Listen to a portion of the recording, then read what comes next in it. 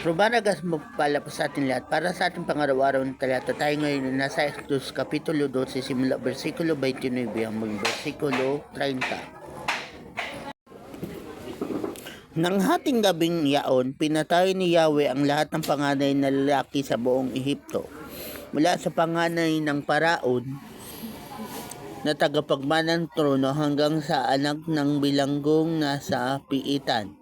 Namatay rin ang panganay ng mga hayop. Nang gabing yaon, nagising ang Paraon, ang kanyang mga taon at lahat ng Ehipsyo at nagkaroon ng napakalakas na iyakan sa buong Ehipto, sapagkat lahat ng bahay ay namatayan ng panganay na lalaki.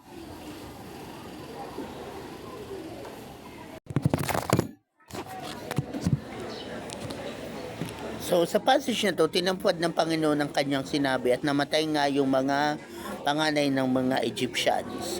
So yung mga unang mga salot na pinadala ng Panginoon ay ang naapektuhan lang ay yung kanilang mga ari-arian at mga sakahan at mga tinanim at mga hayop. Dito, iba na, naging personal na yung kaparusahan. Kasi nga, kapamilya na nila yung namatay, yung panganay nila.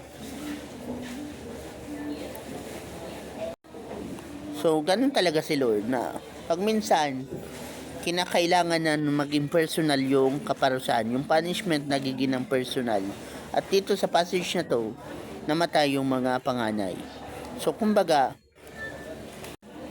noong mga panahon na to kasi patriarchal yung society. Yung panganay na lalaki ang magiging pinuno ng kanyang sambayanan, nahahalili sa kanyang tatay. Pero dito namatay yung mga panganay. Kumbaga walang hahalili sa tatay.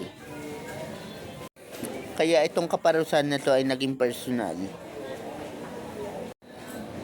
So ganun talaga si Lord. Pag minsan alam niya kung ano ang kanyang kailangan gawin. Kasi nga siya ay matuwid na Diyos. Alam niya kung kailan niya kailangang maparusahan ang mga nasa paligid niya ng kamatayan at kung matulad nga dito na namatay nga yung mga panganay. So ganun si Lord na kung hindi nadala doon sa mga naunang warning yung mga Egyptians, kaya umabot sa punto na kinailangan na mapatay yung mga panganay. Kasi hindi nakikinig yung Paraon, yung Pero hindi nakikinig kina Moses. Kaya pag ang leader mo hindi nakikinig, delikado ka rin. Lalo na kung mag-astak siyang parang Paraon din.